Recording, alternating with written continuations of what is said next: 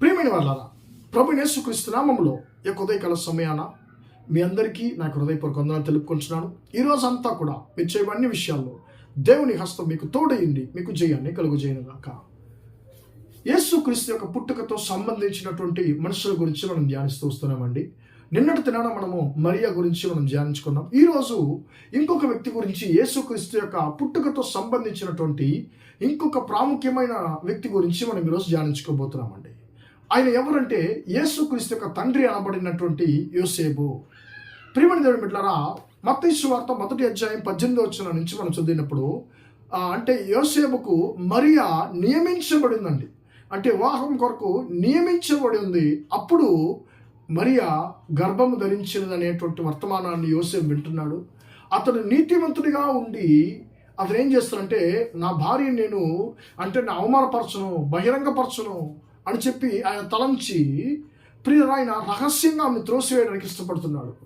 ఇలాంటి సందర్భంలో దేవుని దూత మళ్ళీ యోసేపుకు కలలో ప్రత్యక్షమయ్యి, యోసేపు, దావీదు కుమారుడైనటువంటి యోసేపు, నీ యొక్క భార్య అయినటువంటి మరియాని చేర్చుకోవడానికి నువ్వు ఏమాత్రం భయపడద్దు అని చెప్పి అంటున్నాడు. ప్రియమైన దేవుని బిడ్డలారా, ఇక్కడ యోసేపు యొక్క తండ్రి పేరు దావీదు కాదండి. యోసేపు తండ్రి పేరు ఏంటంటే ఏలి. ఏం పేరు? దావీదు. అంటే యోసేపు యొక్క తండ్రి పేరు ఏంటి? ఏలి. ఇది ఎక్కడ చదువుతున్నాం మనము? లూకాసు సువార్త 3వ అధ్యాయము 23వ వచనంలో మనం చదువుతున్నామండి.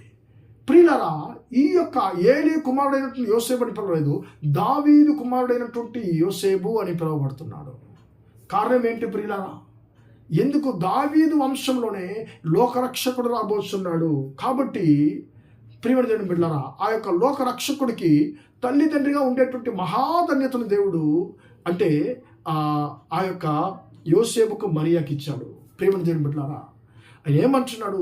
దేవునికి లోబడడానికి గురించి ఏమాత్రం భయపడద్దు, ఆయన నిన్ను చక్కగా దీవిస్తాడని చెప్పి ప్రియమైన దేవుని బిడ్డలారా, యోసేపుకు దేవుని దూత చెప్పినటువంటి వర్తమానాన్ని మనం విన్నామండి. ప్రార్థిద్దాం. ప్రేమగల మా తండ్రి, దయగల దేవా, ఇంతవరకు మాట్లాడిన తండ్రి, మీ బిడ్డలు మీరు దీవించండి, ఆశీర్వదించండి అయ్యా. తండ్రి స్తోత్రం తండ్రి, మీ బిడ్డలు తండ్రి స్తోత్రం అయ్యా. ఇంతవరకు ఆదుకున్నటువంటి దేవుడవు తండ్రి అయ్యా, ఇంతవరకు నడిపించినటువంటి దేవుడవు తండ్రి అయ్యా. స్తోత్రం తండ్రి అయ్యా. స్తోత్రం. యోసేపు తండ్రి ఎలాగైతే నీకు లోబడ్డాడో మేము కూడా అలాగే నీ మాటకు లోబడ్డాను కృప దయచేయండి తండ్రి అయ్యా. నీకు ఎలాగ యోసేపు భయపడ్డాడో తండ్రి స్తోత్రం అయ్యా, నమ్మకస్తుడిగా ఉన్నాడు తండ్రి స్తోత్రం అయ్యా. అలాగ మేము కూడా తండ్రి అయ్యా నీకు భయపడేటువంటి, నీ మాటకు లోబడేటువంటి వ్యక్తిగా ఉండడం కృప దయచేయమని ప్రార్థిస్తున్నాను అయ్యా. మా నుంచి భయాన్ని తొలగించండి తండ్రి అయ్యా. ఇది మా జీవితంలో జరిగించేటువంటి మీ క్రియలకు తండ్రి మా జీవితాన్ని సమర్పించుకోవడానికి కృప దయచేయండి అయ్యా. ఈ రోజంతా కూడా మా సహోదరులు చేసే అన్ని విషయాల్లో మీ హస్తం తోటిని వారిని ఆశీర్వదించమని యేసు నామములో ప్రార్థిస్తున్నాను తండ్రి. ఆమేన్, ఆమేన్. ప్రియమైన వాళ్ళారా, దేవుడు మిమ్మల్ని దీవించి ఆశీర్వదించును గాక. Praise the Lord, praise the lord.